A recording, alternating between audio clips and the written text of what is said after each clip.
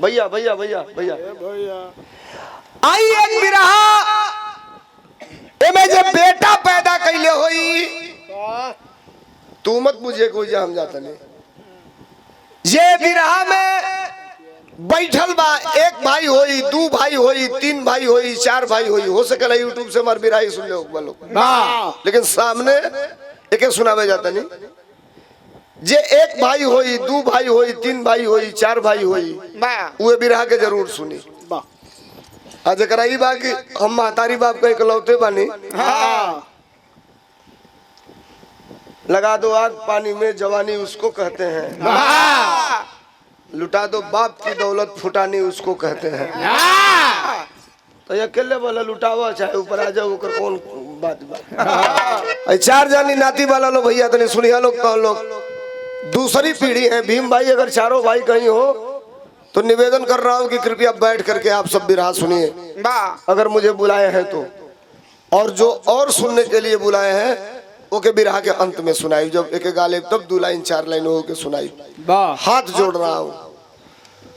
हम चाहे मीनाक्षी हम लोग नाचते नहीं मंच पर, बिना मतलब की इधर उधर की बात नहीं करते। हम प्रयास करते हैं कि कामों से आपको संतुष्ट करें। और ईमानदारी से कह रहा हूँ कि इस बिरहा को सुनने वाले लोग जितने लोग हैं थोड़ा कलेजे पर हाथ रख करके बिरहा को सुनिएगा।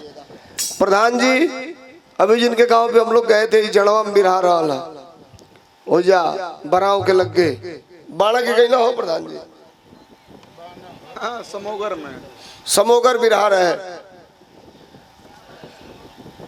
अब हर बारी तू ही खड़ा होगा हाथ ही लीबो।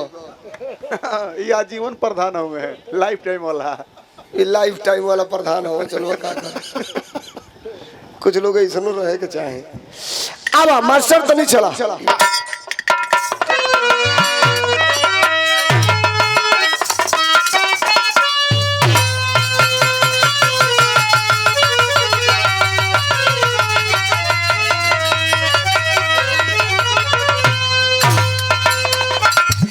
सीधे सीधे बिना कुछ कहे मैं अपने बिरहा की तरफ आपको लेकर के चल रहा हूँ। हमारे बिरहा बा कैसे हम गावे का जाते नहीं आपके, ये आपके दिमाग में घुसी, दिल में घुसी। माताएं बहने अगर आप बैठी हो तो आपसे भी निवेदन करूंगा कि अंत तक 20-25 मिनट तक ये कहानी होगी और इसको आप लोग अंत तक सुनिएगा। और नौजवानों आप भी सुनना। मास्टर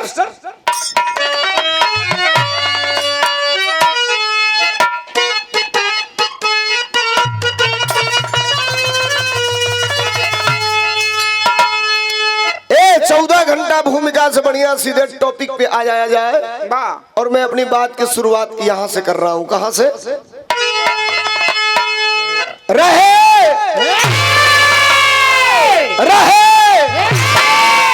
एक गांव में भाईचार और सबका उत्तम रहा विचार।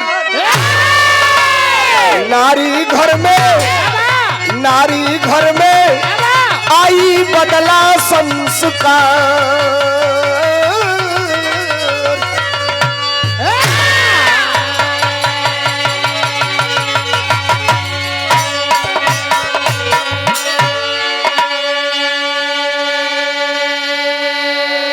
बात का समझ लिया जाओ। एक गांव में 4 भाई थे और चारों का कंडीशन क्या था? बड़का भाई किसान, खेती बाड़ी करके पूरा परिवार का दाल रोटी चलावे। दूसर का भाई पंच, उका करे तब सवेरे भोजन करे, साइकिल पर बैठे और घूम घूम इलाका भर जवार भर का पंचायत फरी आवे।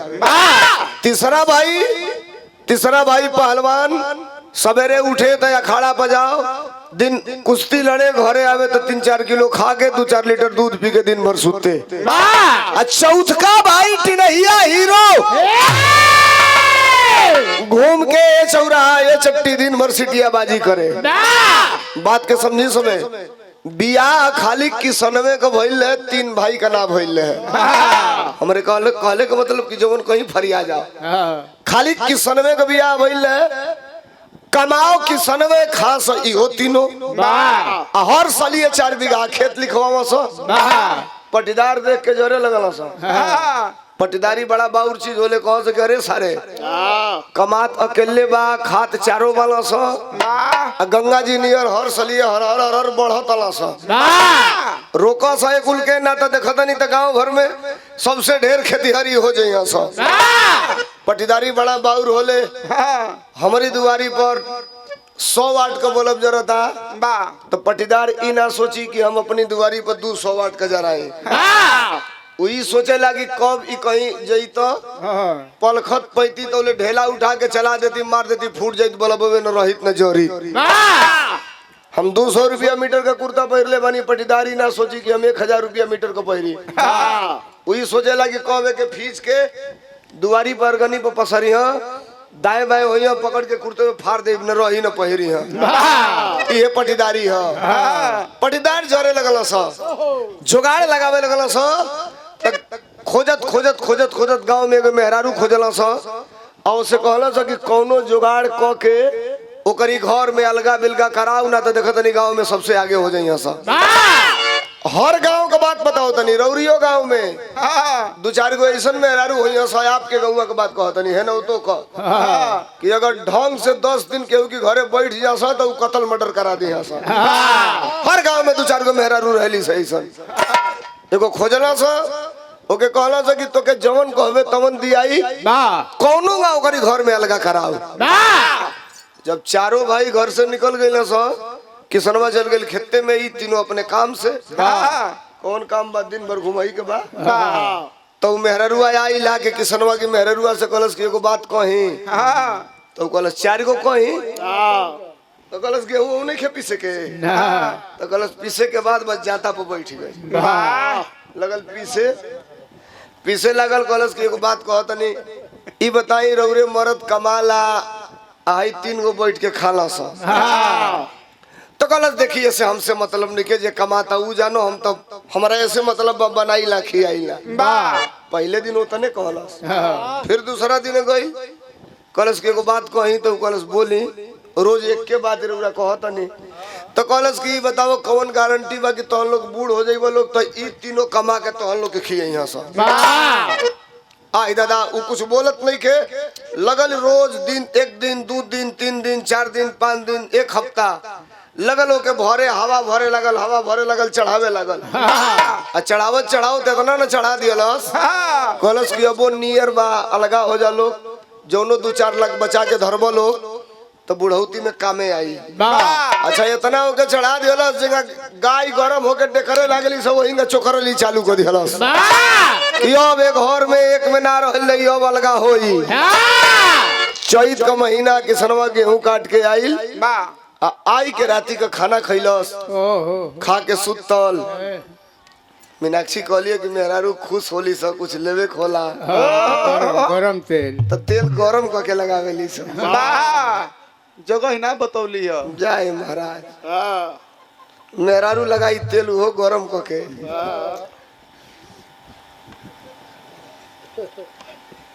नहीं लागेला कफ भइल रहेला तो करेजा पे मलल जाला धो के ओमे लवंग वंग डाल के कपूर उपूर डाल के अच्छा किसनवा गेहूं काट के आइल खाना खइल सुतल तोले मेहरारू लिहलस 1 पसर हिमगंगे के तेल ले गई उजड़े चमन पर 2 बेरेगा धो के चप चप जब ठोकलस तो ठंडई गई ले करेजा में तोले 1 पसर ले गई तारू में रगड़ल चालू कैलस तोले हर का ठंडई आइल करेजा में आ दोनों जब रिएक्शन कैलस किसनवा उठ के बैठ गई कलस आज ले तना आनंद कबो मिलले ना रहल तोले चट में मेहरारू कहती है कि एगो बात कही देखो मेहरारू सलाई रिंच होली से सलाई रिंच बुझे तो लो ना एगो साइज रिंच होला जवन 4 सूत के बाद 4 सूत की नट में फंसी एगो सलाई रिंच होला ओके ढील कर देबो तो 4.5 सूत की नट में फंस जाई आ टाइट कर देबो तो 2 सूत की नट में फंस जाई तो मेहरारू जब फंसा लेली स देखो ये असली हो हम बताओ तनी मीनाक्षी असली हवा मेहरारू जब फंसा लेली सब बुझिया से टाइट हो गइल बा तब हे पड़े ऐठिया से कहे से पट्टू सीताराम कह हे हर ऐठिया से पट्टू जाके अपने बाबा के 3-4 लाठी मार खोखा तो ना खाली दुआरी पर अभी लइका जाई कहीं भाग मर दो इज्जत खराब कर देला मरदे दुआरी पे ही ताके लौट जाता ना सा खोखा तो ना मरदे ठक ठक ठक ठक इना बुझिलो सार लोग कि हमहु को यो बूढ़ो खब तेंगा खोखा चाहलस मेहरारू मरद कलस की आज लेता ना आनंद मिलवे ना कल तोले मेहरारू कलस की एगो बात कहल जात नहीं मर्दा कलस आज 10 को बात कहो तरज लाग गेल बिरहा का कहलस मुझसे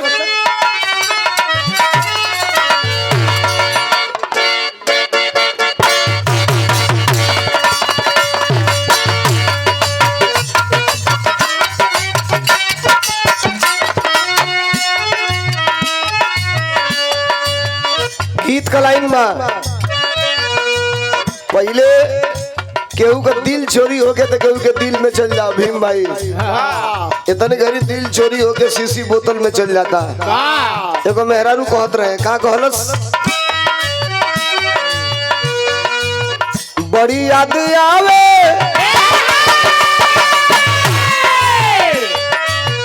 बड़ी याद आवे पिया का प्यार कोई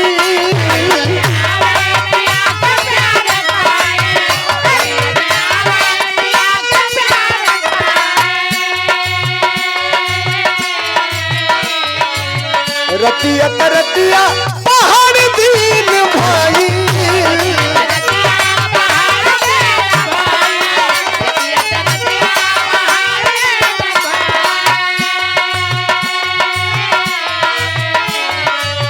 बड़ी याद आवे पिया का प्यार कोई रतिया तरतिया पहाड़ दीन भाई का कहीं हमारा करे जब मालदार के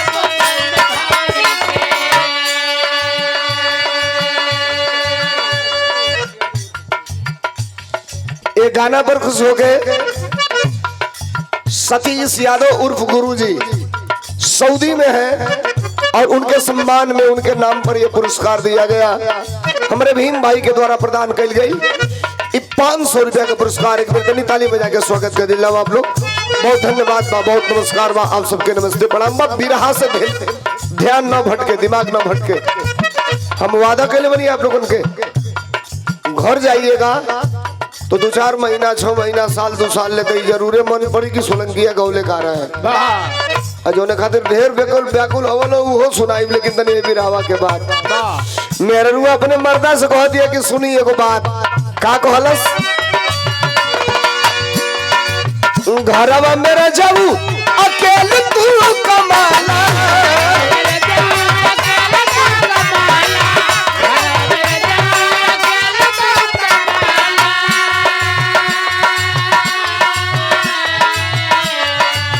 पूरा परिवार बैठल बैठल यही जा खाना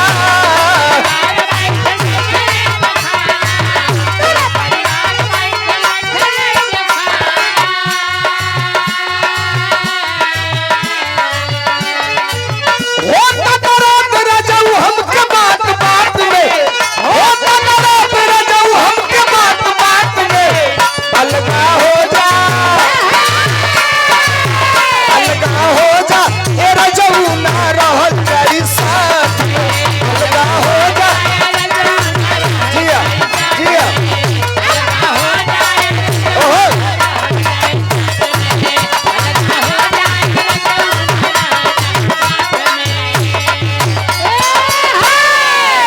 कम समय में बात का समेटल चाहता नहीं मेरा रुकन उसके सुनी जी तोड़ मेहनत करके हाड़ तोड़ मेहनत करके गोड़े में बेवाई फाट गई बा कबो तोहरी शरीरी पर हम नया कुर्ता ना देखली कबो तो के नया बंडी पहिरत ना देखली महंगा अंडरवियर खरीदत ना देखली खटे लो कमा लो खेती बाड़ी करे लो हई तीनों जनी बैठ के वहीं खाला लोग मर्दा कहलस तब तो कहलस एकर कौन गारंटी बा कि जब हमने के बूढ़ हो जाई तो ई तीनों जानी कमा के खियाई लोग। मर्दा कहलस किते कहल का चाहता ले तो कहलस हम कहल ई चाहता नहीं कि अब वो नियर बा अलगा हो जाई जा, अब वो नियर बा अलगा हो जाई जा, जौने 2-4 लाख कमा ले लई बाल बच्चन के कामे आई। सुनना नौजवानों, ए भैया बैठा हो, ए भाई अच्छा पानी पिए की गिरावे मनो कहीं जगह धीरे से उठ के बस। मेरा रुआ कहलस की अलगा हो जा, जो कहलस की अलगा हो जा तो किसनवा खटियावा की नीचवा हथवा आएगा भैया भैया खटियावा के नीचवा आएगा हथवा लपकौलस और नीचवा टोवट टोवट टोवट टोवट एगो गोजी पौलस। गोजी निकलो बुझात ना अपनी के यहाँ जेके लाठी कहल जाला, गाजीपुर के से आगे जेबो जौनपुर, गाजीपुर में ओके गोजी कहल जाला।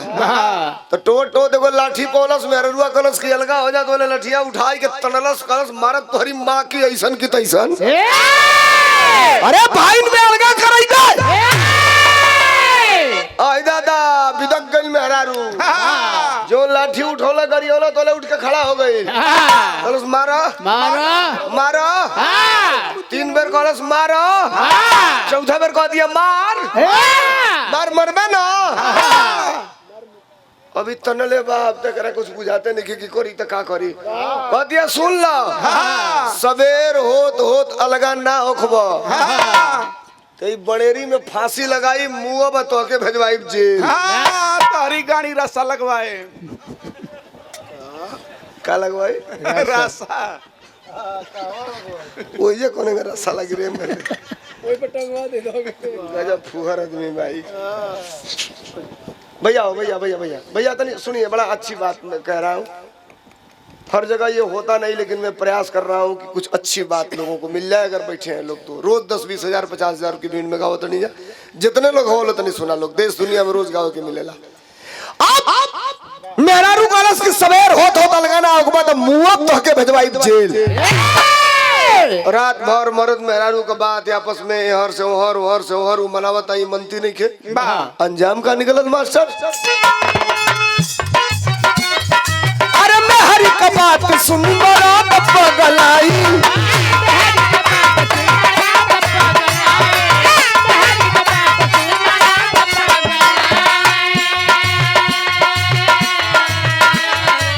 होते बिहान घर में अलगा हो जाई।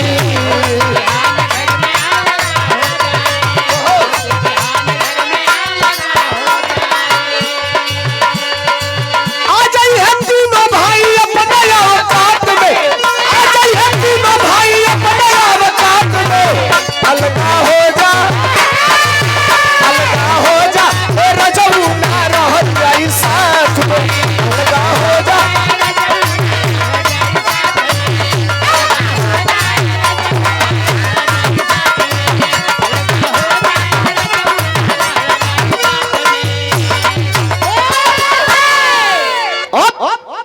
मेहरारू मर्दे का बात मनावत मनती नहीं के सवेर हो गई 5 बजे ही क्लियर हो गई। मर्द कलश के चल ठीक अब जौन ते कहता ले उहे होई।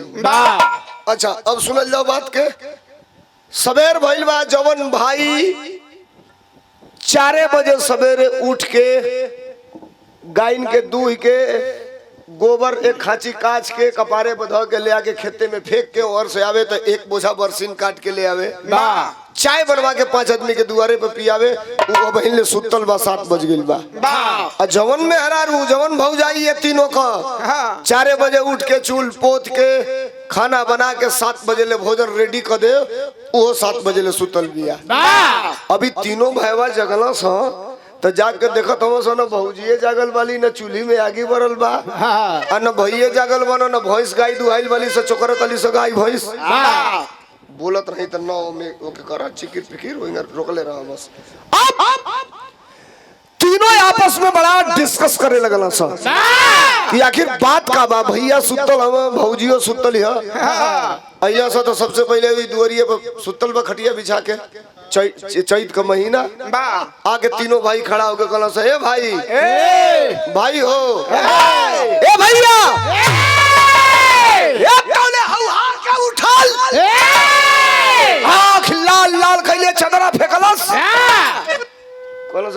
मर्दवा कैसन इनका अखिया चढ़ल लगा दिया मेरे जगह था वो को दे बिया के जगन्नाथ बाबू इन दुकान एगो आ गइल है जगन्नाथ बाबू एक एगो हिंदुस्तान है एक एगो आवत रहत अली साहब हौ हा के किसनवा उठल आंख लाल लाल देखल से तीनों भाई बा कहल से भैया तार तबीयत खराब बा लगा था बुखार भइल बा तो के बड़ा काम करतला साइकिलिया पे बैठल ले चलतन जा चौराहा पे बरहुआ आ के उसे देखा के तू खरक तो के दवाई दे दिहल जा किसनवा जब दवाई का नाम सुनल तो कहलस कि सुन हमके बुखार नहीं के भइल तो कहलस तू वहींले सुतल वाला भौजियो वहींले सुतल वाली चूल्ही में आगे नहीं के बरल किसनवा कहला से घर की चूल्ही में आगे बनाई कब जब घर का बंटवारा हो जाए तब अब तो तीनों दो कदम पीछे हटल कहला से सुनत का बनी जा राम लक्ष्मण भरत शत्रुघ्न जैसन चारों भाई राम जैसन हमन के प्यार लुटावे वाला भाई ई भाई कहता कि जोले घर का बंटवारा ना हो जाए अलगा ना हो जाए तोले चूल्ही में आगी ना बरी तीनों लगल से हाथ जोड़े की कोनो गलती भइल हो के तो माफ कर दो किसनवा के छोड़ के पंचवा लिया गल दोनों के किनारे वो दोनों से पूछे लगल कि करे तोहनी के कोनो गलती ना कैल तो ई दोनों कहत ना सजवे खैली जाओ करी बाद हमनी के खरियाने में सुतल लिए जा तो हमनी के कौन रतिया भर में गलती कर दिहल जाई अब आपस में तीनों बतियावत हम सा अंजाम का निकलल मास्टर विरहा का तरज बदल गेल कैसे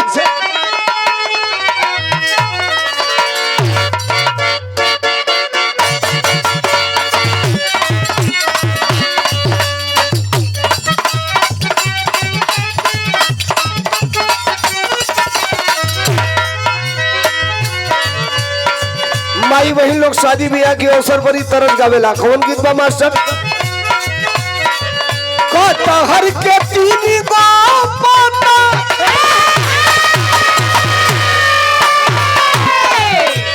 अरे कटहर के तीन गो पाता तीनों का चनार जी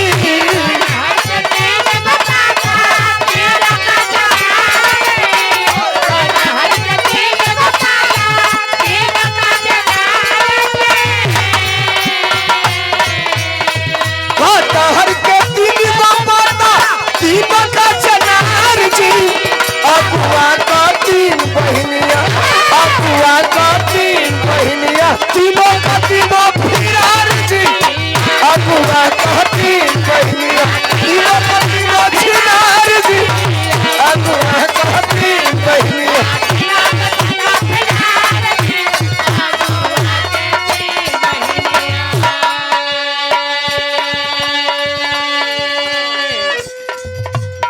रंजीत यादव दुबई है और उनके तरफ से कहो भैया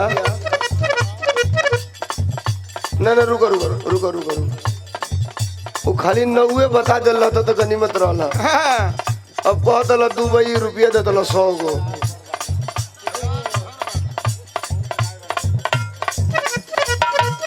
जय हो नमस्ते प्रणाम बा भाई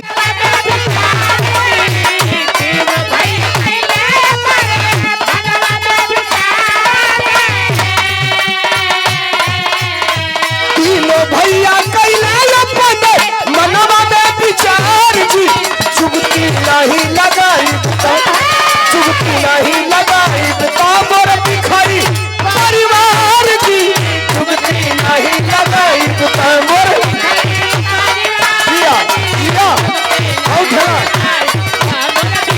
आजा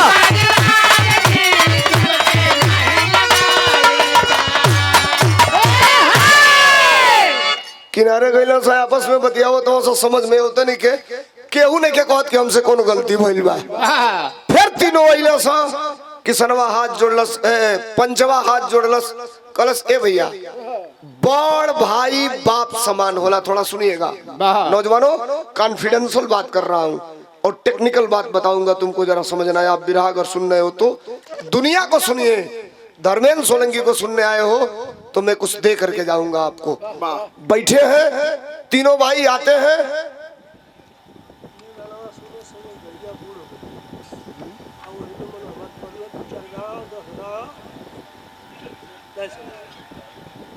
ना 5 किलोमीटर बोलबो तो कहाँ से बुझाओ। एगो बात बताओ, नौवा कहाँ? बबलू यादव।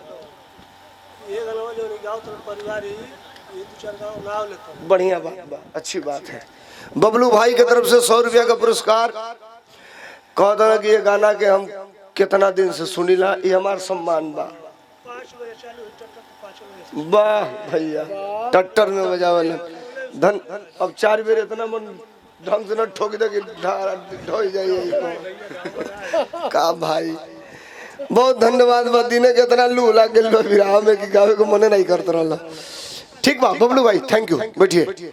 100 रुपया का पुरस्कार। नमस्कार, प्रणाम। मेरी बात को समझिएगा, कैसेट की बात अलग होती है और मंच की बात अलग होती है। कैसेट में टाइम होता है कि आपको 25 मिनट में ही गाना है, मंच पर आप उसको विस्तार से गा सकते हैं। मेरी बात समझिए, कोऑर्डिनेट करिए मुझे। तीनों भाई आपस में राय करके आते हैं। पंचवा कॉलेज के भैया बड़ भाई बाप समान होला। अगर कोनो गलती भई लोग के तीनों जानी से तो तारे गोड़े पे गिर जाते हैं, या माफ कर दो, अलगे मत होगा, एक में रखो। अब किसनवा कॉलेज के सुन, एक खटिया सब तब्बे उठाब जब एक घर का बंटवारा हो जाई। फिर तीनों किनारे अइला सो 5 मिनट में आपस में बतिया के गइला सो। पंचवे बोले ओ में पंचवा कॉलेज के काम करो तो से 2 घंटा से चिरौरी करतन यार, तू चढ़ल जाता ला कपारे पे। एगो काम करे कि चलो बाटा। अब तू कहबो करबो तो हमनी के एक में ना रहल जाई। बाटा तो किसनवा कलश कापी पेन ले आवस तो हनी के तो सारे पढ़ा देनी, हम तो बिना पढ़ल लिखल है। जौन जन बोला तनी उ लिखस।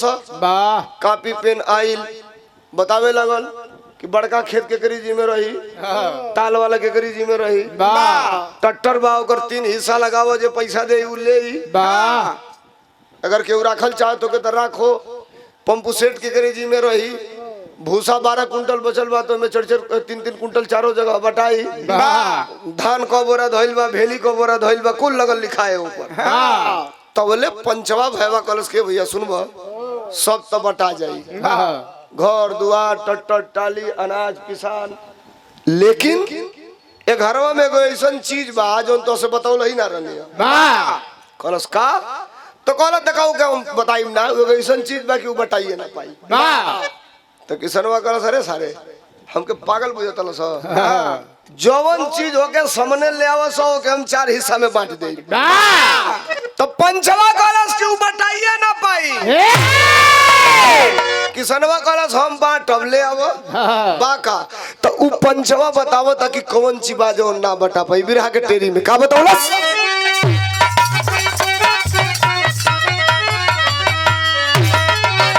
कहलस की बटाई कैसे, अरे बटाई कैसे बोला भैया। अब बाबू धई के गइला 13,000 रुपया।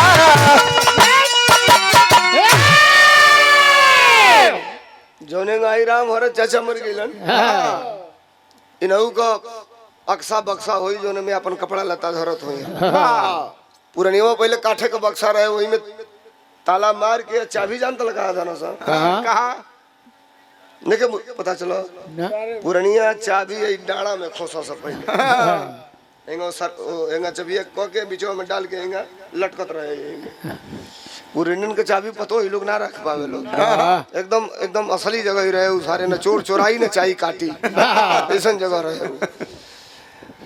कहलस बड़का पंचवा भैया के भैया बाबूजी के मुहले 8 महीना भइल। अब बाबूजी मुहल भैया भैया भैया भैया बाबूजी मुहल तब बाबूजी के एगो बक्सा रहे, काम क्रिया बीत गई तो तू तो खेती बाड़ी में लागल रहला। हम बाबूजी के बक्सवा खोलल चलनी तो ताला बंद रहे, चाबी पते न चलल। तो हथौड़ी से मार के तलवत तूर देनी। तलवत तूर के बक्सवा जब खोलनी तो 4-5 गो बाबूजी का धोती कुर्ता और नीचवा 13,000 रुपया बाबूजी 100 के नोट का गड्डी धैले रहला। हम तो से बतौनी ला ऐसे कि मौके ना मिलल बतावे के। तो किसनवा कलश तो ले आऊ पैसा ले आऊ 13,000 हो के हम 4 जगह बांट देता नहीं। तो कलश ये तो गड़बड़ी बा कि 13,000 और 4 जगह बटाइए ना पाई। किसनवा कलश कैसे? तो कलश ये मतलब इतना तू अनहर हो गइल वाला बंटवारा के चक्कर में कि तारा दिमागो नहीं काम करत। कलश का तो कलश 3-3 हजार 4 जगह बंटवा हो जाई 12,000। बच जाई 1000। 1000 के 4 जगह बांटे खाती 2 गो 100 टकिया नोट के फुट करा के 4 गो 50 टकिया करे के पड़ी। तब 250-250 4 जगह बटाई। हम चाहतनी कि बाबूजी का नोटिया फुट करावे के न पड़े, बिना फुट करावले उ चारों जगह बटा जा। अब पंचवा उठल खटिया पर, किसनवा उठल खटिया पर से लाठी लेके फेरू। कहले तोहरी बहन के हमके तल पागल बुझाता लो हैं। कौने का बिना बिना फुट करैले ना बटाइए, फुट करैले बटाई, ई का मतलब हो? अरे बंटवारा बात तब पंचवा हाथ जोड़लस। करस कि वो काम कर, अबले जमन तू कहला हमनी के सुन नहीं जा। एगो बिनती हमार बा, एके मान लो आ एके ऐसे मान लो कि एकरे बाद हमनी के फिर शायद तो से कोनो बात ना कहल जाई। अब बड़ भाई बाप तमाम होला, एके ना ही मत करिह। किसनवा कलश के चल बोल, तो कलश एगो काम कइल हमनी का, चारों भाई चलन जा कमाए। आ कमा के खाली 3000 रुपया लेके आवल जा। तो 13000 ऊ आ 3000 ई हो जाई 16000। और जब 16000 हो जाई तो 4-4000 4 जगह बटा जाई। अब किसनवा उठल कहलस कि तोहनी का रुपया कमैबो, सही बताऊ ते पंच हवे। मेहरारू हमार बनावे ले, खियावे ले, तोरे धोती में नील तीनों पाल लगा के, कुर्ता में लोटा में कोयला डाल के ओके परेश करी चौकी पर। अब पहिर के दिन भर घूमे ले, आज ले को रुपया कमैले। पहलवानवा गरिया हो ते को रुपया कमैले, हीरोवा गरिया हो ते को रुपया कमैले। और से वो काम करो, हमनी के 1 रुपया नहीं कीजा कमैले, लेकिन कमाए चलल जाई। अजान तला कुछ नहीं कीजा जानत। ए भैया, ए सरकार, ए बिगड़ जाई बिरहा साहब, बिगड़ जाई बिरहा। वस्ते सुनी, बड़ी अच्छी बात बता रहा हूँ। चारों नहीं ठीक, वो कुछ बात करता लो।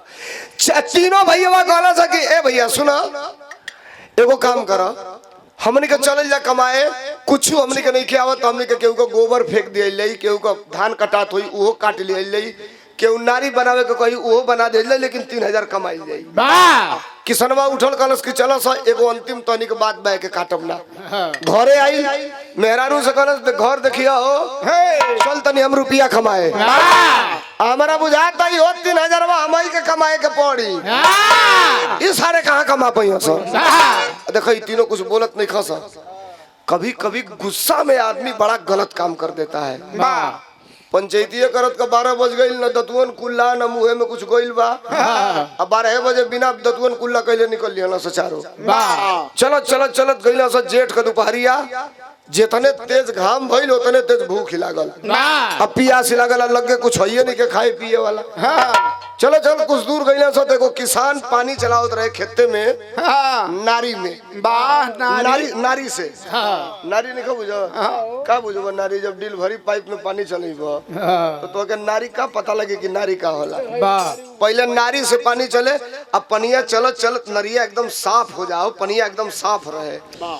तो ये तीनों बैठ के वही नरिया की लगवा पानी पिए लगला सा। आ एक किसनवा का नजर पड़ल तो नरिया एक जगह फूट गई है। बस पनिया बोही के दूसरे के खेते में जात रहे। बढ़िया गोविंद भाई बेटा, पनिया बोही के दूसरे के खेते में जात रहे। तो किसनवा का कहलस कि धोती खुटिया होलस, आ वही नरिया में लात डाल के मटिया काट के ओकर मेड़वा बांध दियालस। आ जौन पनिया चलावत रहे उ दूर से देखत रहे कि ई 4 गो बालस हो, एगो मेड़ बनलस हो। तबले उ दौड़ल आइल, कहलस ए भैया बड़ा निमन काम कर दिया, हमार 2-4 घंटा का पानी बचा दिया। कहाँ घर हो या कहाँ जाता लोग? तो चारों कहलस हमने के चारों जानी भाई है या हमने के जाते हैं रुपया कमाए। तो कहलस हमर लगे तो कुछ बा ना रुपया की दे। 1 किलो सतुआ ले आई अपना के खाए खातिर, एक ले लो कहीं भूख लगी तो एक खा ली हलो। अच्छा नरिया बनले रहे किसनवा, तो गमछिया फैला दियलस किसनवा। अब वो अपने गमछी में का सतुआ करी गमछी में गिरा दियलस। अब वही नहीं खे कहत कि चलो सा ए गमछिए में सान के या खा ले ना, भूखिया चारों के लागल बा। सतुआ बांध के पीठी पर लटका लेलस, लगल पता देखला से कमाई, देखला सा बुद्धि रही तो तोह लोग 4 लोग नहीं कमा ले रहता लोग। अब वो नियर बा लवट चला सा, यानी के कमा ना पैबा सा। ई तीनों ऋषिया तना से कि बरुआ ई नहीं खे कहत कि सतुआ साड़ी लसई पनिए में खा लस एहू के भूख लागल बा हमरो के भूख लागल बा तो ये ठता कि 1 किलो सतुआ कमा ले चल देला से आगे वही जैसे आगे चलना से तो बिरहा का तरज बदल गई कवन तरज हमार सर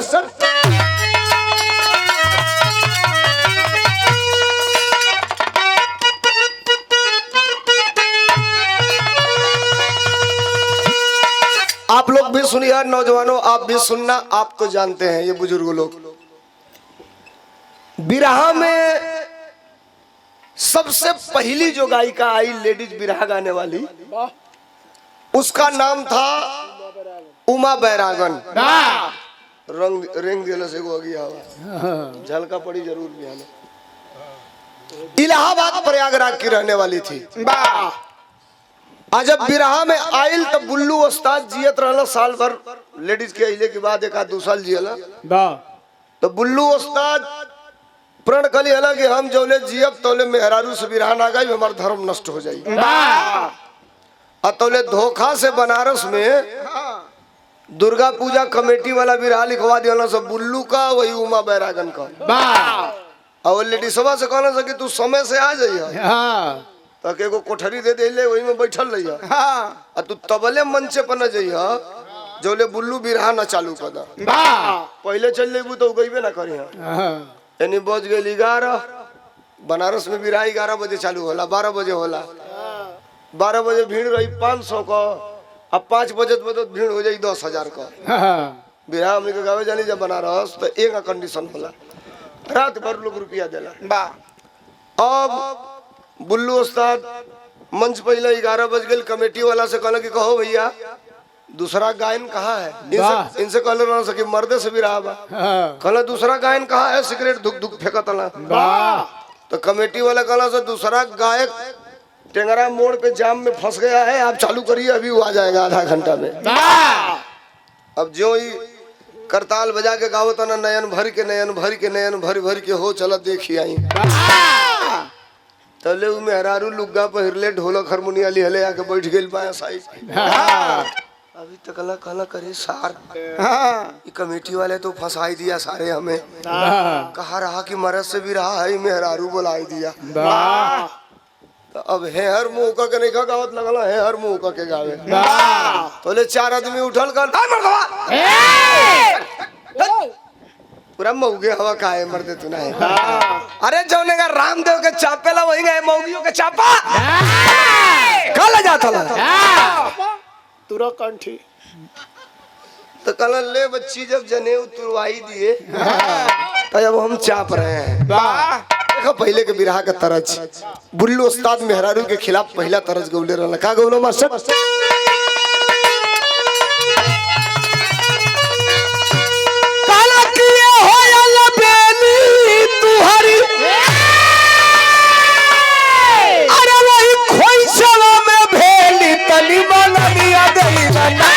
तनी मंगनिया दे दाना हमके जन जाना पूरनिया तनी मंगनिया दे दाना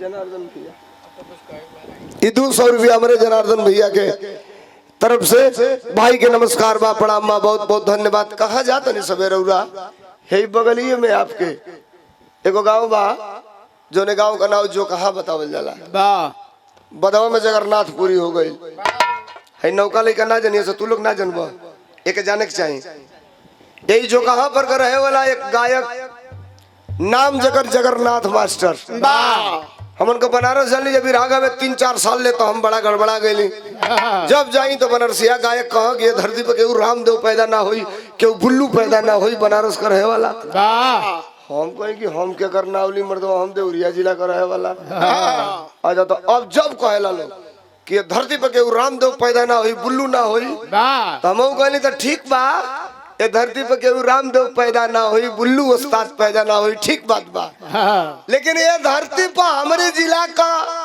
गायक रहना जगन्नाथ मास्टर फिर केहू जगन्नाथो मास्टर पैदा ना हुई कैसे हो हमसे कहिया से कैसन रहला हम कहली चाकर छाती इतना में दुद्दू हाथ का बड़की बड़की मोछ दुनाली बंदूक पीछे से नाप देबो तो 3.5 हाथ का जूता। अरे ग्रेजुएट टेलर है वो सब ग्रेजुएट। गजब आदमी बाला सरे भाई तो है। अच्छा बढ़हन आदमी बा तो कर दे बढ़ाने होई अभी ई बखले भी ना कौन जरूरी बा। अच्छा जगन्नाथ मास्टर के एगो कंडीशन जान लो बड़ा टेढ़ गवैया रहला कोनो गायक से बिरहा हो गए तो इतना तेज डांट जा कहो सटाप साले तुम क्या बिरहा गाओगे रे। जितना कपड़ा में तोरे घर के मेहरारून का पेटीकोट होला उतना कपड़ा में जगन्नाथ मास्टर का लिंगोटा होला। इतना हड़का दो क्यों गवैया हड़क जाओ उतनी घड़ी बंदूक सबके लगे ना रहे जवार में केहू के यहाँ बंदूक रहे और साइकिली में बंदूक टांग के चलो खोराक उनका सट्टा लिखाओ तो ऊपर लिखाओ फलाना गावे तिलक में बिरहा गावे के बा 340 रुपया में उतनी घड़ी को उतने बहुत महंग रहे। नीचे लिखाओ कि 2 पैकेट पैनामा सिगरेट 2 टरे देसी अंडा और 1 बोतल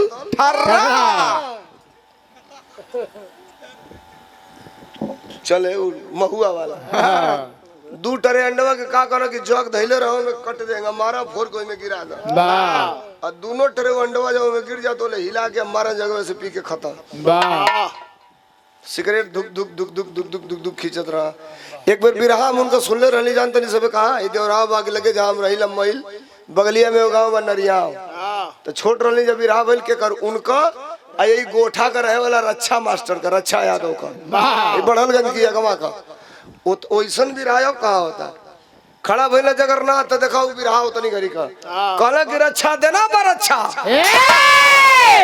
देखो बिरहा कहला रक्षा देना पर अच्छा गोठा की बजरिया नजरिया इनकी दीदी से लड़ी।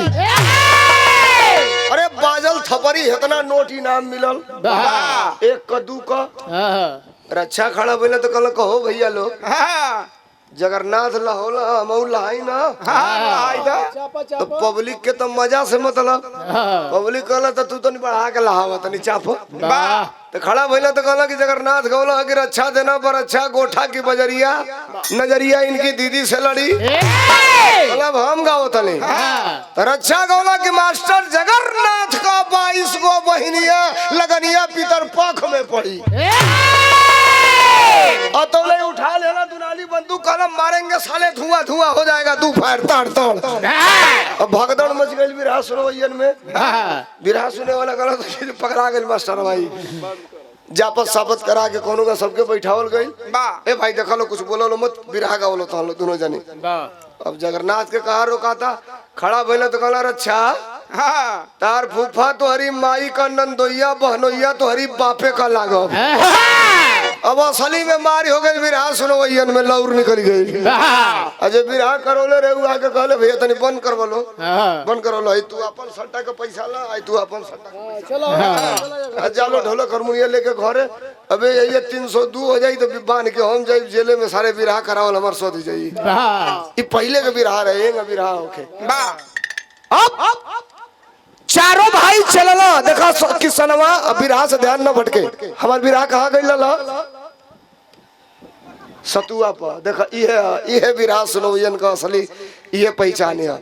ई बड़का भैया सतुआ लेके अड़चता कि हम तो कमा लिया सतुआ आई तीनों टुकुर टुकुर ताकत ना सा आगे बढ़ना सा चल दिया सा भइल का मास्टर चलले चारों भाई तब कमाल का रुपया तब समैया बढ़ला अगवा हो रहल लड़ैया तब समैया बढ़ला।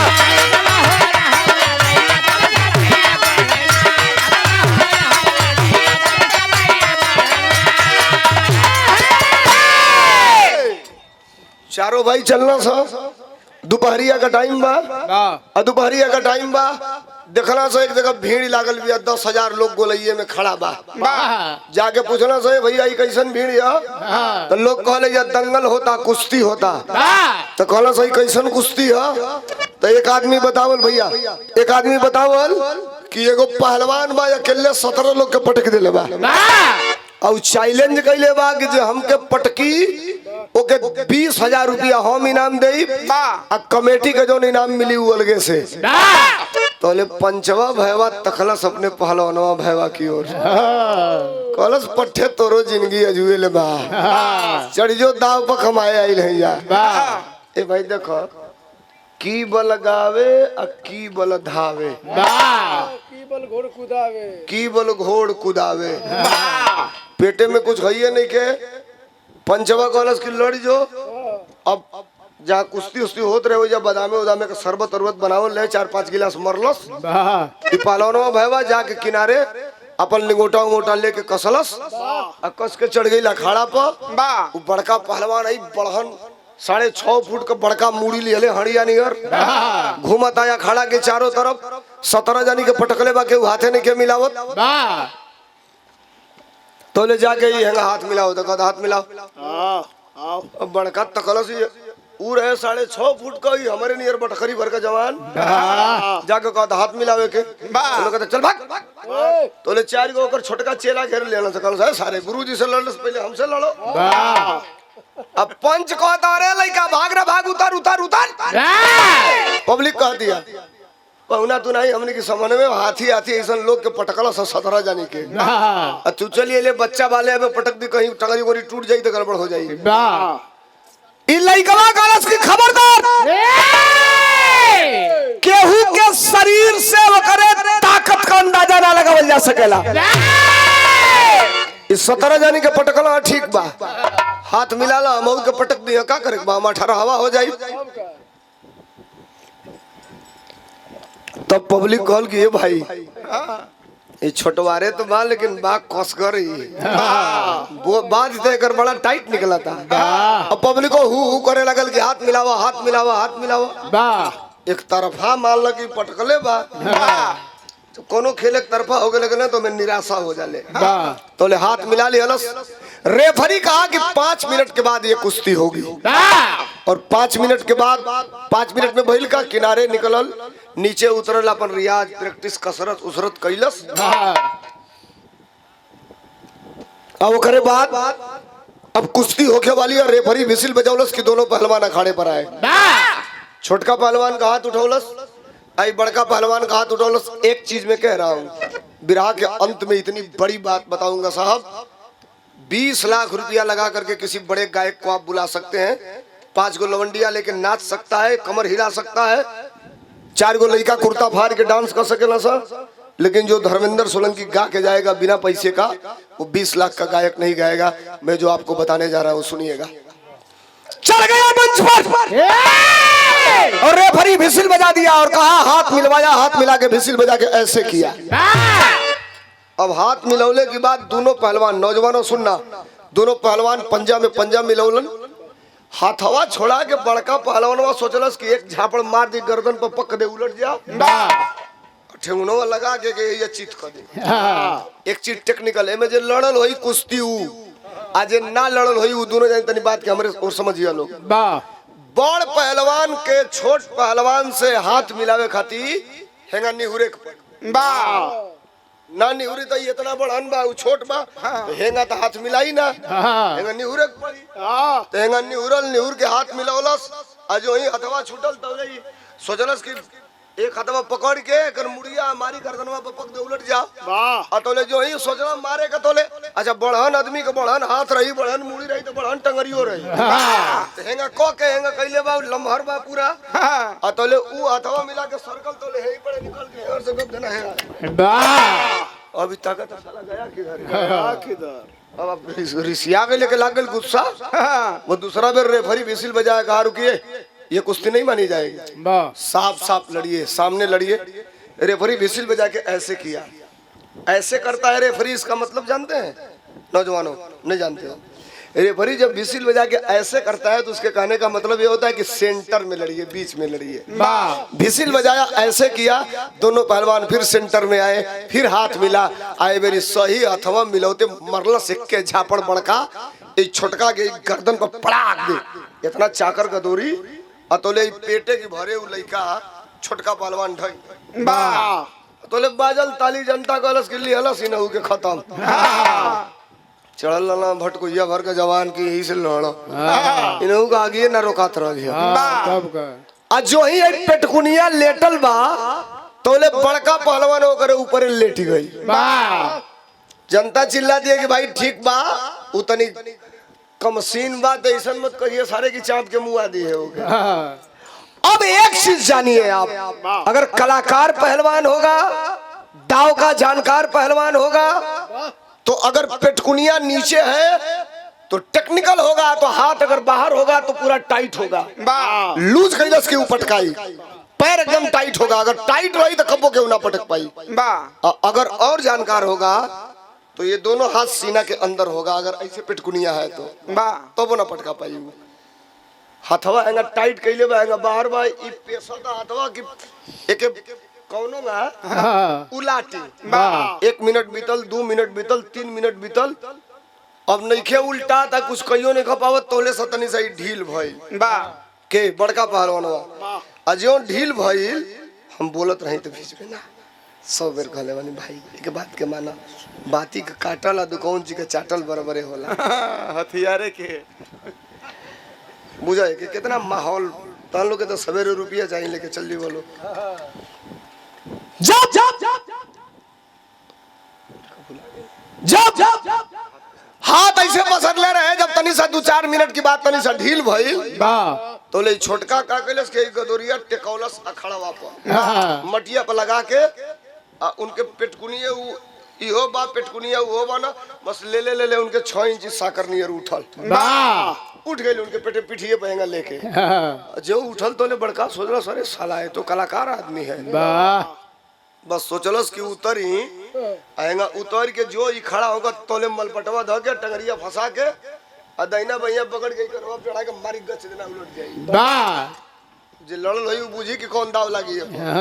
जो ही छोड़ला तोले छटक के तनी से खड़ा भइल आ खड़ा भइल तोले पकड़ल चला तोले दहिना गट्टा पकड़ाई लोकर बड़का पहलवान को आ जो दहिना गट्टा पकड़ाई तो काखी में हैंगे मुड़ी पे सलस। अब बड़का पहलवान को हई हाथ ओई छोटका पहलवान की गर्दन पर जे लड़ल हुई उ जान जाई कि ये पर से दाव कौन लागी। बताई के हुए में अब खड़वे कहाँ चलता, अब लड़का दूसरे जगह लड़ता, व्हाट्सएप यूनिवर्सिटी, फेसबुक यूनिवर्सिटी, अब कहा खड़ा चलता हेंगा लिहला साल लेके हेंगा टंगला सुन के 70 किलो का आदमी भी मजूरा अगर बा तो 1 कुंटल के चीनी के बोरा पीठी पे लेके चल जाला, ओकर रोज का काम बा 2 रुपया के कमाए के बा। ऐसे पकड़ले बा हेंगे टंगलस आ टांग के लगल हेंगे नाचे पटक तो पाई ना हूँ हेंगे नाचा था 2-3 बेर जनता कहलस कि जाए दई पटकलस चाहे ना पटकलस ये सार का गर्मी तो हेठ जरूर क दिहलस। पहले बाजल तर ताली पब्लिक का सपोर्ट मिलेला तो अबरो आदमी बाग हो जाला।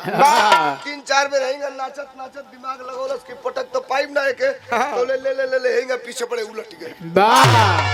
उल्टल तो स्वाभाविक बा पीठी पर रहले तो वो गिरल पीठी पर भद दे आई हो गिरल पीठी पर भद दे तो ले नाच गई नाच के बढ़ गेल ओई सिनेमे पर ठेउरी आएंगे कह के तनी सा धीरे से एक बेर दबौलस तई का तार साला बत्ता टूट जाएगा मेरा देखलस तू रही खाती आइल बनी तोरी बहन की तो के मुआई में बेचा 18 जानी के पटक ले रहला आ ताले उ पंचवा भैवा चिल्लाई ला निजबे से के अरे भैया वो उतरी है माथियों पर से कबले की जबले रे फरिया भी सिल्ला बजाई तबले ना तो सारे बेईमानी को दी हंसो पीठ तो कंफर्म लग चुकी है, रेफरी भिसिल बजाया बड़का पहलवान मुड़ी नीचे के उतर के हड़िया नहीं और पेट लिहले। अब 20,000 इनाम है पहलवान से लिहलस, 20,000 कमेटी के लोग दियल 40,000 आ देखले लोग कि जब पहलवान कुश्ती पटक देला तो गमछा लेके पब्लिक में हिंगा घूमेला, 150 आदमी देला तो हमरा बुझा था 20-25 हजार ले जनतो दे दियल फुटकरी ना।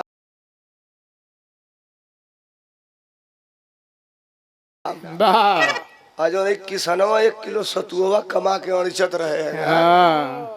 उ जब देखलस तो कहलस अरे सारे पे नहीं, हम भर दोपहरिया घूमत घूमत अइली मेड़ बननी तो 1 किलो सतुआ है 5.5 मिनट में 50-60 हजार कमा लिया।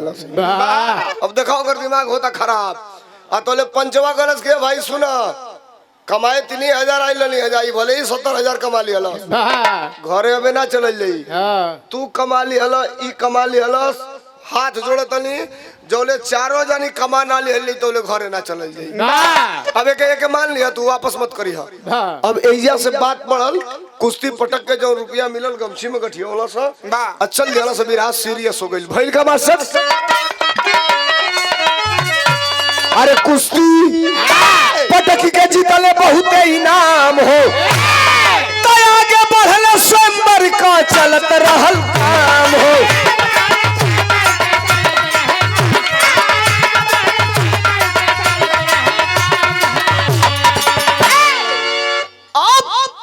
चला चला चला चला चला चला चला चला चला आगे बढ़ला सा दिन लुका गई अन्हार हो गई भूख लागल बा आई हो चिंता बा कि राती का रुकल कहाँ जाई तो जंगा लाइट वाइट जरता मरकरी उरकरी बरल बा भीम भाई के यहाँ वही ना देखला सा एक कोस फरके से कि बिजली बत्ती जरतिया लगन का महीना तो सोचला से बुझाता केहू के यहाँ बारात आइल बा चलल जा चाहे बरतिया बन जाइल चाहे घरतिया बन जाइल के पूछा था उनमें खाए के मिली खा ली खटिया मिली तो सुतल लाई नहीं तो खरियाने में लेडूरी भूसा बा वही पर चदरा बिछा के सुत रही। नौजवानों से पूछा तो नहीं लेडूरी बुझल लो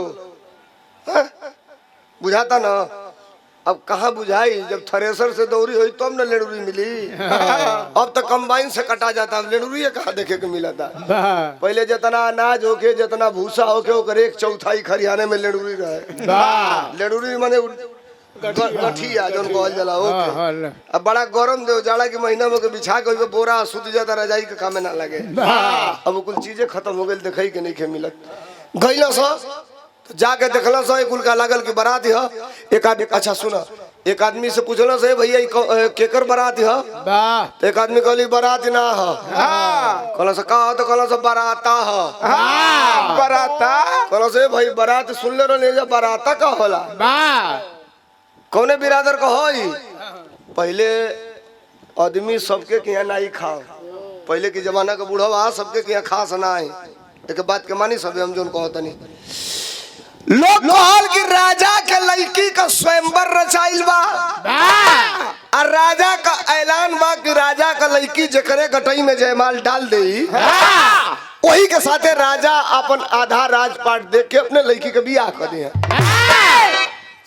तो चारों कहला सा कि राजा के लड़की का स्वयंवर बा तो मेरा जब यहाँ से बियाह करे हमनी को से का करे हमनी का राजा तो है ना हमनी के तो किसान आदमी है जा हमनी के भंडारा देखल जाके हर बा तब किसनवा आगे ओकरी पीछे पंचवा ओकरी पीछे पहलवानवा सबसे पीछे हीरोवा चारों कुछ दूर जब गई ना सा तो हीरोवा सोचता कि ठीक बा राजा के लड़की के बियाह बा तो रजबे बियाह करी खाना तो 1 घंटा बादो खा सके नहीं जा तराई कैले में कहा जाता है एक बेर टराई कर ली ना लो जाई तो ठीक ना लही तो कोनो बतिये नहीं खे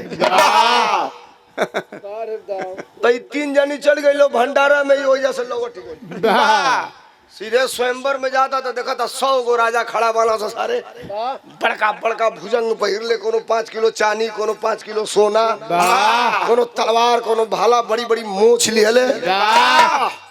अभी सबसे अंतिम में जाके लाइन में खड़ा हो गई चश्मा पहले रहे निकाल के हमें खोस लिया मुड़ी नीचे कर लेल बा डेरातो बा कि सारे में कोनो पूछ मत देव कि ते कौने देश का राजा हवे तो हम का बताई फंस जाई जब बात अरे जब ताकत आना सही साला कहाँ से आ गया ये भुटुल्ली राजा कहाँ का है लेकिन केहू केहू के बोलत नहीं खे तोले घंटी बाजल चलल राजा का लड़की जयमाल लेके लाइनिये से खड़ा रहना से इसमें जो साइकोलॉजी पढ़ा होगा नौजवान मेरे विरहा का मतलब विराह के अंत तक बहुत कुछ बताऊंगा। जो साइकोलॉजी पढ़ा होगा वो, और जो नहीं पढ़ा होगा मेरे बातों को सुन लीजिएगा। चलल राजा का लड़की जयमाल लेके, और जैसे ही राजा खड़ा रहा तो पहला राजा के लग गए ऐसे माला लेके खड़ा हो गई। जरा समझिएगा आप। बा एगो समान बा, 20 आदमी चाह ओके पावे वाला बा, 20 आदमी चाहता कि हमके मिल जाओ। अब पहलका आदमी के बुझाई कि हमके अब मिलिए जाई, हमारी के मिली, तो उसके चेहरे का एक्सप्रेशन बदल जाएगा, उसके चेहरे की रौनक बढ़ जाएगी। अब राजा गले की पहलका राजा के लगे हिंग लेके जयमाल खड़ा बिया, वो ये करी और ताकत रजवा, ये करी तो ताकतिया तनी सा हंसलस रजवा के लइकिया, तो रजवा को बुझाइल कि बस अब तो हमारी के पहिरा आई। तो ले बगलिया वाला गोर तकलस ई रजवा पहिलका वाला कि पहिराई तो हमारी के तनी देखी एकर का रिएक्शन बा। तो बगलिया वाला गोर तकत तो वो टेढ़ के कहता के वहीं से दे कि बहिना ही कर। और जब ये मुंह टेढ़ देखल तो कहता जरूरत नहीं कहे, जरूरत नहीं। अब राजवा का लड़किया दोनों का मुंह देखा दिया तो कह दिया दोनों का जनरेटर खराब बा, आगे बढ़ा आगे। अब तीसरा बगैल, चौथा बगैल, पांचवा बगैल। अब वही सोचा दे कि एक बार सगरिन के देख लिए में जो सबसे बढ़िया होई वही के पहिराई। तब हमारे के पहना दो तो यो मशहूर राजा हो। नहीं, दिलीप कुमार मर गए तो अपन अंश ही नहीं में डाल के गई ना, इतिहास निकाल के इसी मनवा निकाल के में डाल दिया मुंह निखा देखा इनका बियाने ले चल के नाव किया तो दिखा दिया शीशा में मुंह। अब राजा का लड़की जब आधा से आगे बढ़ल, हिरौआ मुड़ी नीचे के लिए तनी से कनखी ताकता। जब तनी ओहू से आगे बढ़ल तो निकलने से में से चश्मा है नचा के खटाक में आँखी में डाल के बाहर दो बेर करता, कहता आजा राजा और इधर आजा, आजा जाने मन। ई रजवा कहता सही साला ही कहाँ से राजा आ गया साला। तोले ई रजवा के लइकिया तकलस, कहती तो बड़ा इंटेलिजेंट राजा है। करे लगे आइल तो कहती है सब अपनी घमंड में चूर रही हैं सब। ये सिंपल राजा है, सादा राजा है। इसको जैसे चाहूंगी, मेरे पास धन संपदा की कमी नहीं है, जैसे चाहूंगी रिमोट जैसे इसको नचाऊंगी। शायद का संजोग भला भगवान का मर्जी उठौलस जय माल। ले ले ले ले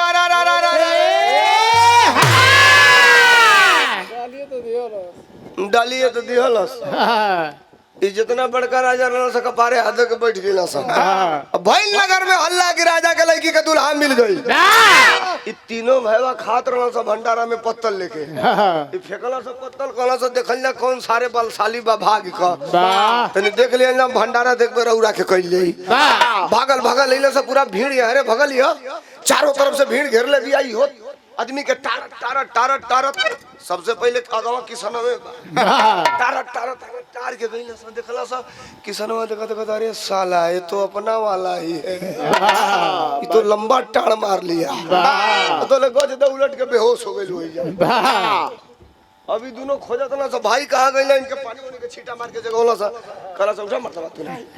इटोवा त सतुवा अपन छेद हो गए ले गमछिया में भुर भुर गिरत गिरत 50 ग्राम बचल है। दबे तो ले पच दे दबा जाऊ गमछी 1 किलो में 950 ग्राम नीचे गिर गई है।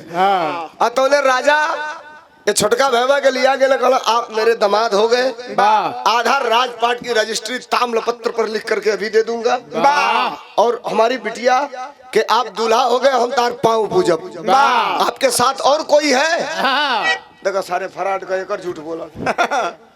कहता हम लोग 4 भाई हैं, चारों 4 देश के राजा हैं, लेकिन एक मिशन पे निकले हैं तो कपड़ा उपड़ा थोड़ा दूसरा पहने हुए हैं, वस्त्र में थोड़ा कमी है। राजा कहला कहाँ है? तो 3 भाई हमारे हैं। अब वो लोग के बुलावल गई, ये लोग का कपड़ा उतार कर राजसी वस्त्र पहरावल गई, 56 प्रकार का व्यंजन भोजन वोजन करा के राजा कहला भैया बिहाने अपन बेटी विदाई करो। एक दूसरे के चारों ताक रहे हैं, तो ले पंचवा उठल कलश की सुनी 2 दिन और अपने बेटी को रोकिए आप। हम लोग एक मिशन पे निकले हैं, जब तक पूरा नहीं हो जाएगा तब ले तार बेटी ना ले जाइए हमने। रजवा कलश मतलब कलश तो के ना बता सके जा। हाँ 2 दिन बाद हमन के तोरी बिटिया के विदाई करके ले जल्दी। आज हमनी के मां नहीं हो इहो जान। आज हमारी बाबूजी के मां नहीं हो, काल हमारी बाबा का मां नहीं हो। तो 2 दिन हमनी के लड़की विदाई ना कर ले। तो हमनी के 2 दिन खाती एगो मिशन पे जाते ले जा। अब भोजन वोजन कह के रात भर सुतला सा, सवेर भइल नहा धो के फिर भोजन कैला सा, 10 बजल तो चल देना सा फिर कमाए खाती।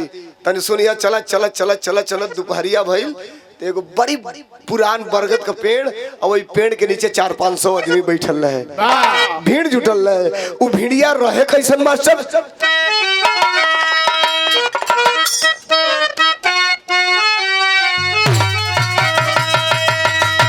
भीड़ कैसन रहे जोन बरगदवा की पेड़वा के नीचे भिड़िया रहे।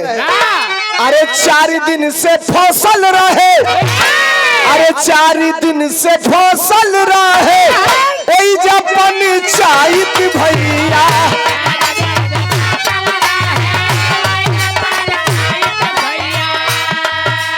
अरे हर गईले बड़े बड़े पंचुई जया।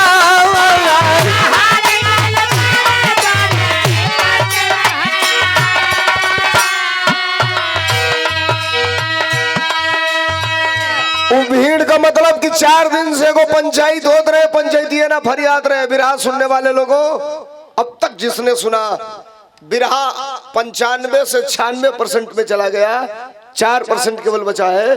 लेकिन बिरहा का मेन हीर, बिरहा की मेन वजूद अब आपके बीच में आने जा रहा है, जरा सुनिएगा। 4 दिन से को पंचायत फसल है, चारों कहला सा पूछला सा कैसन भीड़ है, तो लोग कॉल के जाए को पंचायत फसल भी है।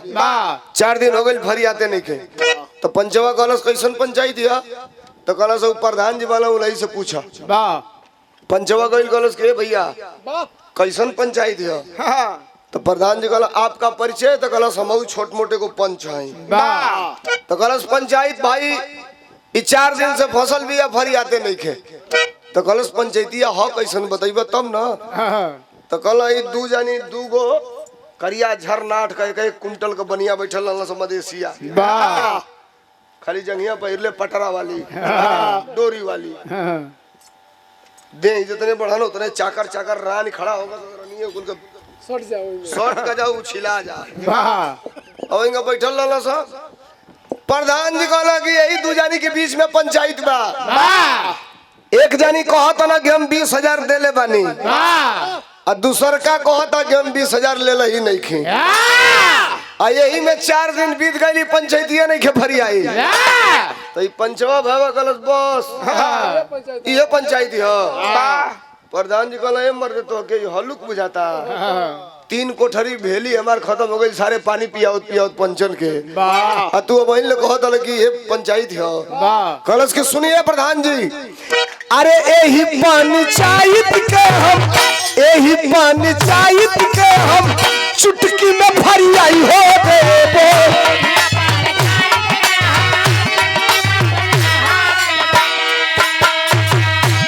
कलश के सब लोग उठ के अपने, सब लोग उठ के अपने घरे चली जा भाई।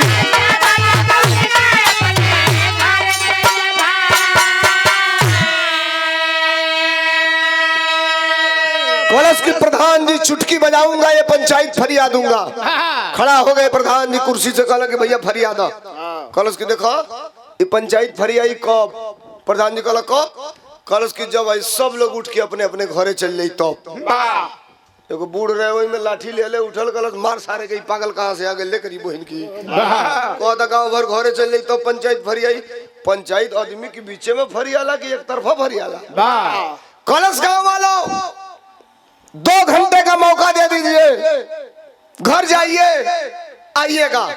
अगर पंचायत ना फरी होले रहो तो यही बरगद की पेड़े में हमके फांसी पर लटका के टांग दिया लोग। भर दे भिंगड़ी उठल चले के घरे, गोरू चौगन का मुंह देखले 3 दिन हो गई, सबे चल गए घरे। अब बच गए अकेले प्रधान जी। कहला ए भाई गांव भर के तो भेज दिया घरे, ये पंचायतिया फरियाई कैसे? कलश के 2-3 गो काम कहते नहीं कदम पंचायत फरियावे चलते नहीं। प्रधान जी कहला बताओ। तो कहला सबसे पहले ही दोनों जानी बनिया भाई लोग के उठा के दूगो कोठरी में बंद करा। वाह प्रधान जी लिया गया दूगो कोठरी में बंद कर दिया। हाँ कहला ये कौन पंचायत है? कहला कि सुना अब एगो काम करो, दूगो काठे का सनूख मंगावो बक्सा, वाह जोने में 12-13 साल का लड़का बैठ सका सा। वाह तो अब प्रधान जी कोनो का जुगाड़ करके अपने घिसिरावत दूगो काठे का सनूख ले आइला वाह 2-3 घर से। वाह कॉलेज के एगो काम करो, दूगो 12-13 साल का पढ़ल लड़का, दूगो कॉपी दूगो पेन, वाह वो आ गई। अब कॉलेज एक काम करिए, 4 नौजवान बुलाइए, मैं पंचायत फरियाने जा रहा हूँ। वाह टठगर नौजवान बोलिए, कमजोर ना, खाइल पियल लड़का। वाह तो 4 गो लड़कनों के प्रधान जी बुला दिया। ये सुनिए पंचायत, बहुत आपो के जिंदगी में पंचायत आई हुई तो नहीं पंचायत सुना। प्रधान जी कहला मर्दे तू पंच हो कि व्यापारी हो, हई मंगा दो, हई मंगा दो, हई मंगा दो। कलस की फरियावत नहीं घबरा मत। अब 4 गो जवन लइकवा आइलस ओ कुल से कहलस कि वो काम करो लो, एरिया से ठीक सेंटर से 1 किलोमीटर पूरब 2 जानी जालो, हई बक्सवा रख दिया लो। वाह आ 2 जानी से कहलस कि एरिया से ठीक 1 किलोमीटर पश्चिम हई बक्सवा रख दिया लो। भैया भैया भैया भैया न बोलिए, दोनों तरफ बक्सा 1-1 किलोमीटर पर रखा गई। आ ओ चारों के बोला लियलस, फिर कलश के रख के चली हलो, वो आ गई ना सब। वाह अब अपने चलल दोनों लइकन के लेके 13 साल का पूरब आइल, एगो लइका के एगो कॉपी एगो पेन दियलस। कलश बेटा पर के साहब कहले बोली है मत तो के सनूखी में बैठावे जाता नहीं, वाह जवन काने से सुनी है उहे कलमिया से कपिया पर लिख दी है। वाह तो एगो बक्सा में पूर्व वाला बक्सा में एगो लइका के बैठौलस, पश्चिम वाला बक्सा में एगो लइका के बैठा दियलस। वाह अब आ गई प्रधान जी के लगे। प्रधान जी कहलो पंचायतिया कहलस कि आधा फरिया गेल बा, फरिया में चलता नहीं। देखो पंचायत कहलस कि अब दोनों जानी बनिया लोग के निकाला। वो दोनों जानी बनिया भाई निकालल लोग कोठरी में से, गर्मी से तर भर पसीना से एकदम बुड़ल हवा सा। उतनी करी कहा पंखा रहे, हाथे का बेना रहे। अब 2 आदमी के जोन 4 गो लइकवा लालस ओ कुल के बोलावलस, 2 गो आदमी के एगो बनिया भाई पर लगौलस और 2 गो आदमी के एगो बनिया भाई पर लगौलस। वाह और कहलस से काम करिए, 1 आदमी को लेके 2 आदमी पूरब जाइए 1 किलोमीटर, और 1 आदमी को लेके 2 आदमी पश्चिम जाइए। वाह एगो काम ही करिए लोग जी की जहाँ बक्सवा रखले वाला लोग वो बक्सवा इनकी कपड़ा पर उठा के आ छोड़ के तो लोग जल्दी से भाग के जा चली जालो। वाह अब बनिया भाई से कहलस कि देखो बक्सा कपारे पर उठ जाई तब बीचे में कहीं उतारे के नहीं के, यही जल्दी आके बक्सा उतरी है। वाह 2 जानी के पश्चिम भेजलस, 2 जानी के पूर्व भेजलस। 1 बनिया भाई पूर्व, 1 बनिया भाई पश्चिम। वाह आ दोनों जानी के कपारे पर बक्सा उठा दियल गई। न बोलिए ना, दोनों जानी के कपारे पर बक्सा उठा दियल गई। अब बक्सा उठा के चारों लड़का भाग के चली ना सब। 13 साल का लड़का का मतलब हल्को होई तो 35-40 किलो का वजन, आ काठे का सनूख कमो भारी होई तो 30-35 किलो का, सखुआ सागौन के लकड़ी का वाह तो कुल मिला के 80 किलो। एगो बनिया के कपारे बजा 80 किलो हर धराई ला, 80 किलो हर धराई। ये 1.5 कुंटल का खुदे बाला सा। अब वही में जेठ का महीना लू कहे कि आज ना बहब तो कहियो बहबे ना करब। वाह आई कपारे पे 80 किलो धरा गई। पूर्व वाला जब लेके चलत चलत बुझाओ के कि चौन्हा आ जाई अब गिर जाई। आधा किलोमीटर चलल जांग छिला के खुनिया गई। आधा किलोमीटर चलल बुझाओ कि ओकर अब कुल करम यही जा हो जाई। अक्सर देखले हो कब सबे अकेले आदमी रहेला तब बरबराला बोलेला। तो जब आधा किलोमीटर पूरब वाला चलल तो कॉलेज के करवाई जे तो सोचले रहनी हो कि जो नहीं झूठका रुपया ऐसे 20,000 मांगा तनी 4 दिन से ही देत नहीं के, आज छोड़ दे 4 दिन बिना मतलब को हमरो नुकसान गइल हो। लेकिन जब हई गर्जन सही हनी तो 1 रुपया छोड़ब ओड़ब नहीं, 20,000 कहले बनी झूठे तो 20,000 ले। और जब पश्चिम वाला आधा किलोमीटर चलल अब रोवता भोकार छोड़ के, इतना कबो जिंदगी में ढोल ही नहीं के। कहता सोचले रहनी हलो कि जो नहीं झूठका 20,000 मांगत रहल ओके आज 20,000 दे ये लिए कि 4 दिन में कोई 20,000 हमार नुकसान हो गई बा। लेकिन जब हई दुर्दशा सोई लेनी तो 1 रुपया बिना मतलब को दे वही नहीं आई ये बतिया में पूर्वो वाला आ गई ये सोचत बोलत में पश्चिमो वाला आ गई। अब चारों जानी से कहलस कि पश्चिम वाला का बक्सा उतार के पश्चिम रखो और पूर्व वाला का बक्सा उतार के पूर्व रखो। दोनों का बक्सा रखा गई। कॉलेज की गांव भर को बुलाइए, पंचायत फरिया गई बा। गांव भर को लोग घंटी बाजल सबे भाग के आइल। का भइल कौन लेले रहल कौन देले रहल तो खड़ा भइल। कॉलेज के देखा लोग के लेले बा के देले भाई हम तय ना करब इतने लोग के तय करे के बा। फिर एगो बूढ़ घर माइल कहला सही हम कहत रही यही फराड है सारे कुछ ना पाई कहता कि तोहने लोग फरियावे के बा। कलश घबराइए मत, मैं जो कर रहा हूँ उसको देखिए और पंचायत का डिसीजन आप लीजिएगा। कलश गांव वाला पंचायत का पूरा स्क्रिप्ट आपके सामने है और डिसीजन और निर्णय आपको लेना है। पूरब वाला बक्सा खोलस लड़का के निकलस। कलश बेटा पढ़ तो कपिया पे का लिखले वाले तो पूर्व वाला लड़का कपिया खोल के अब पढ़ा था कि अगर वो जो सोचले रहने कि जो 20,000 झूठका होके देले बानी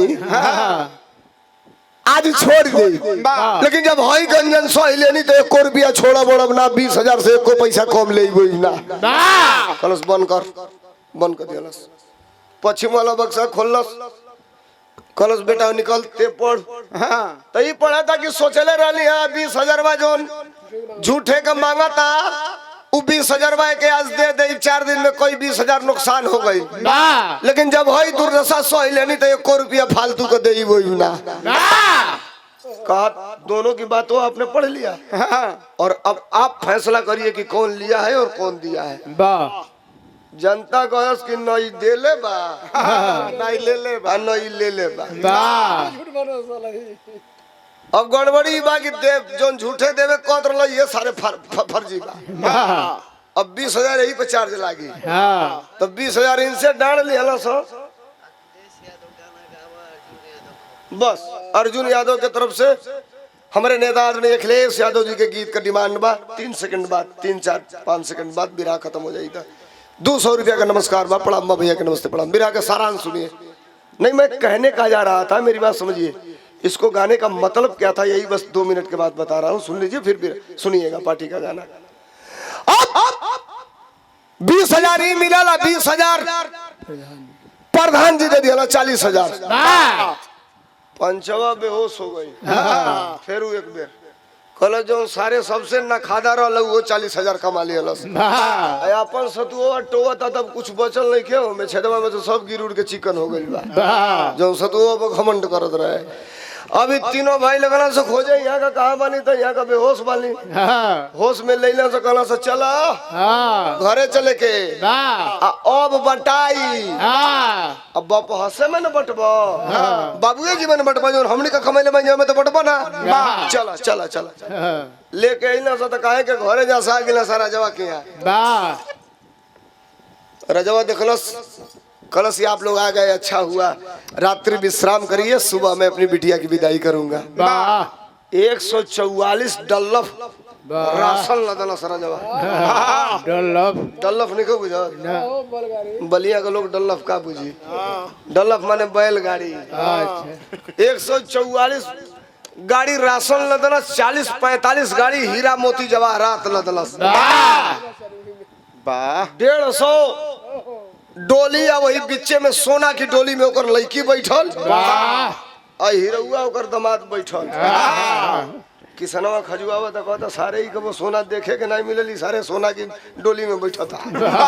ये दोनों ताकत ना से करी 1 किलो सतुआ पे घमंड करत रहला है। लेके चलना सा लगल आजा बाजा बैंड बाजा लेके चलना सा। गऊ वाला कहता हमसे करे भाई हमारी क्या कोनो को बरातियों नहीं खियावे के गांव में कहाँ से बड़हन बारात आ गई तो ले गांव भर निकल के चलल। कहने से करे भाई हई सारे परसोइया ले भंगी रहला से भिखारी सारे हई आई कहाँ से ओनिया से करोड़पति तोले टायरा एगो हिलल तोले ओही में से सोना गिरे लागल सोना का बिस्कुट का गांव भर लूटे लागल ओही में जाके ई सारे कहाँ से लूट के ले इला सा बैंको लूटिया सते तना रुपया खजाना ना मिली उ मौगी जान गेल कौन जौन कहले रहे कि अलगा ना होखबा तो फांसी लगा के मुंह आओ जब दुआरी पर सा मेहरारू देखा लो ना किनारे है मेहरारू के ऋषि है लोग मत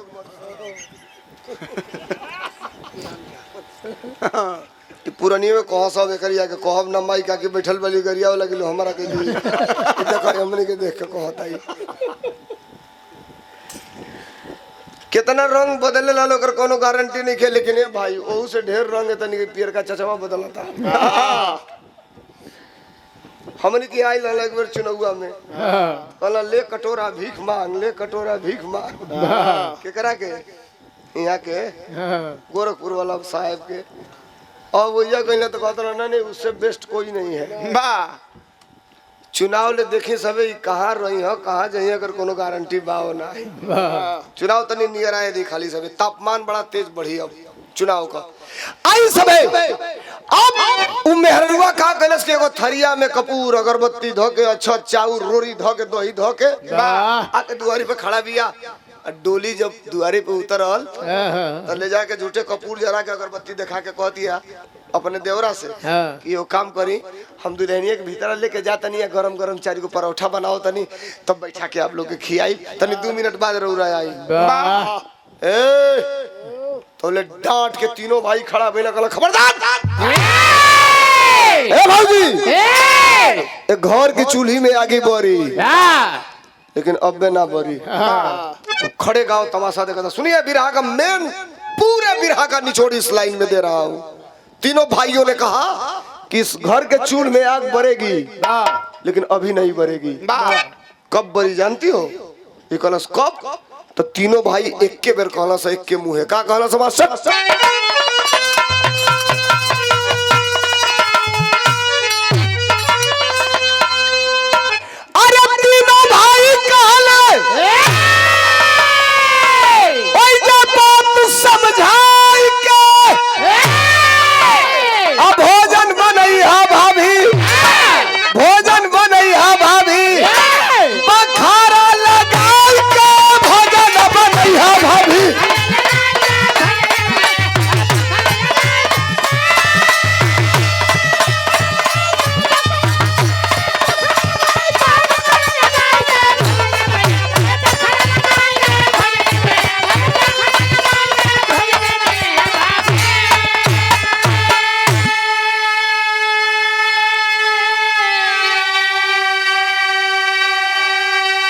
घर की चूल्ही में आगे बरी भौजी लेकिन बिना बखरा लगले ना बरी तू ही न कहले रहलू भैया से कि जोले तू अलगा ना होखबा बखरा ना लगेबा बाट बखरा ना करबा तो हम फांसी लगा के मर जाई किसनवा जब तनी बतिया सुन लस हैंड पंप रहे जाके हैंड पंपवा का हंडीलवा पकड़ के पड़ाक पड़ाक 4-5 बेर मुड़िया लड़ा बताया अपन तीनों देखला से भाई कहा गई ना तो ले जाता ना सोते देखता ना से भर मुँह खूने खून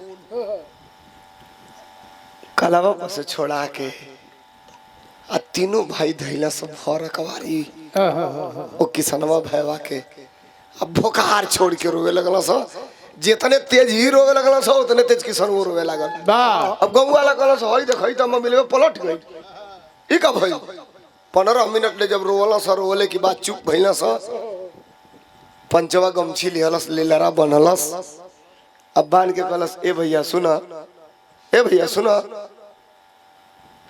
कालियो एक घर का मालिक तू ही रहला आजू एक घर का मालिक तू ही रहबा है सुना कहीं बाबूजी 13,000 रुपया धो के नाम हुआ खाए के ठिकाने न रहा तो 13,000 रुपया कहाँ से धो के मर जाइए बक्सा में हमनी के साबित करे कराला कि करे अंश से पूरे परिवार के लोग के दाल रोटी मिलेला केहू ना जानेला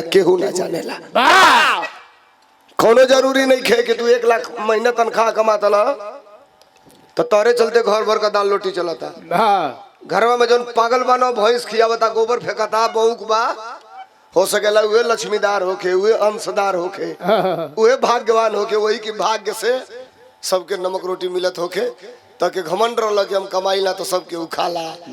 हमके ये साबित करे करला कि केकरी भाग्य से के खाला एक केहू ना जानेला। वाह साबित कर देली जा ई करोड़ों अरबों का दौलत बा, ये हमनी खातिर माटी बा। वाह ओकर उपयोग कहाँ करे के बा, आज के बाद एकर मालिक तू वाला। वाह गांव का लोग खड़ा होई के ताली बजावे लगल कि वाह भाई होके के चाहिए तो ऐसा होके के चाहिए। चारों भाई फिर से एक परिवार में रहल चालू कर दिया। हमारे कहने का मतलब एक निवेदन आपसे कर रहा हूं साहब, जिस परिवार में संस्कार है, जिस परिवार में सभ्यता है, जिस परिवार में लोगों का अपनत्व है, वो परिवार कभी टूट नहीं सकता। वाह इस बात को आप यकीन मानिएगा। और आज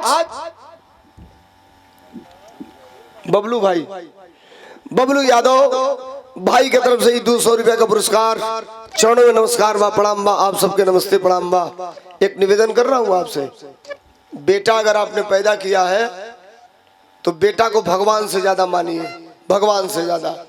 लेकिन एक चीज गांठ मानिएगा, छोटा आदमी हूं, बड़ी बात बता रहा हूं, बेटा को भगवान से ज्यादा मानिए, लेकिन बेटा कभी 100 रुपया मांगे ना तो उसको कभी 100 रुपया मत दीजिए, 80 रुपया दीजिए, वाह बाद में 20 रुपया दे दीजिए।